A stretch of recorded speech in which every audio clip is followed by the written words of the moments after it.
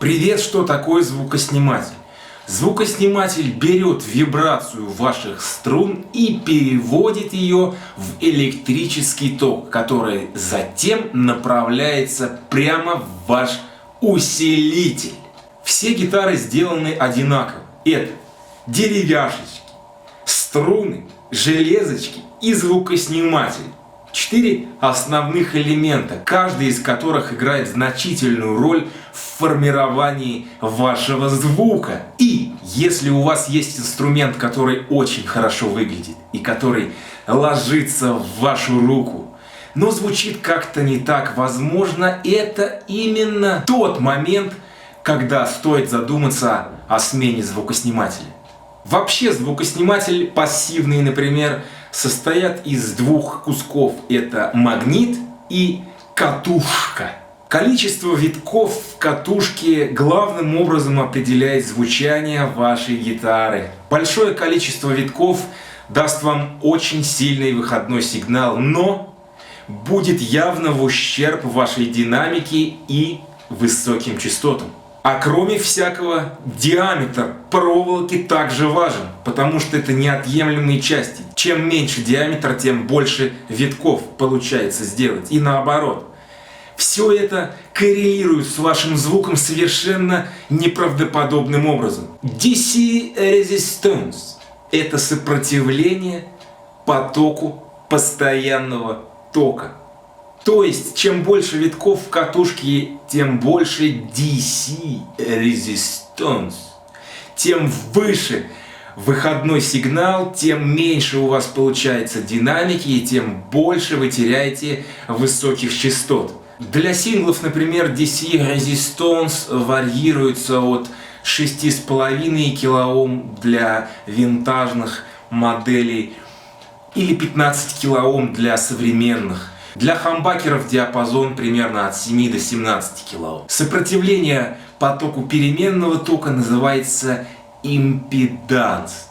И он изменяется относительно частоты. Частота, где этот импеданс достигает своего максимума, называется резонант пик.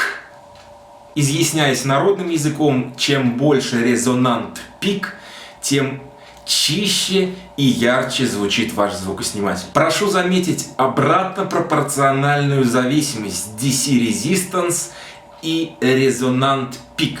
Магнит дает звукоснимателю жизнь. В современном мире производители используют в основном 2 типа магнитов – алника и керамик. Алника – это сплав, который состоит из алюминия, никеля и кобальта. Алника создает нежное магнитное поле, которое улучшает сустейн и сглаживает ваш звук. Иногда используют алника 2, а иногда используют алника 5. Почему? Алника 2 слабее, чем алника 5, что в свою очередь дает нам более гладкий, теплый и круглый звук. Алника 5 дает нам яркость, динамику и насыщенные низкие частоты. Керамические магниты – это смесь магнита и редчайших элементов родины, таких как барий и стронций. Керамика создает более сильное магнитное поле, которое дает нам агрессивный звук,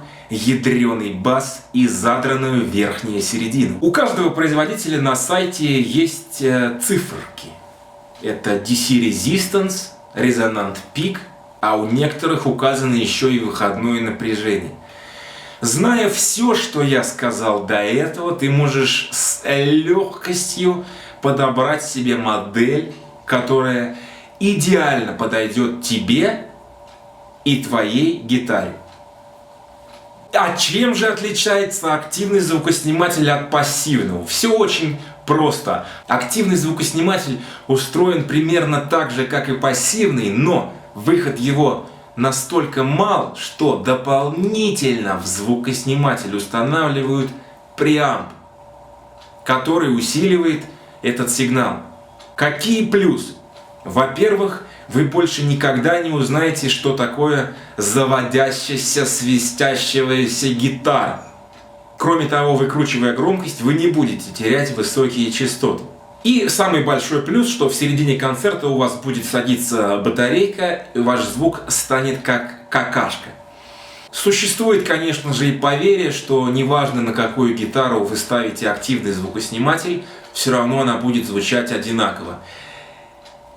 Все возможно, но я с этим не согласен. Каждая гитара будет звучать по-разному. И если поставить активный звукосниматель на дрянь, то вряд ли она станет звучать хорошо. Ну и хватит ля-ля, пришло время знойного металла.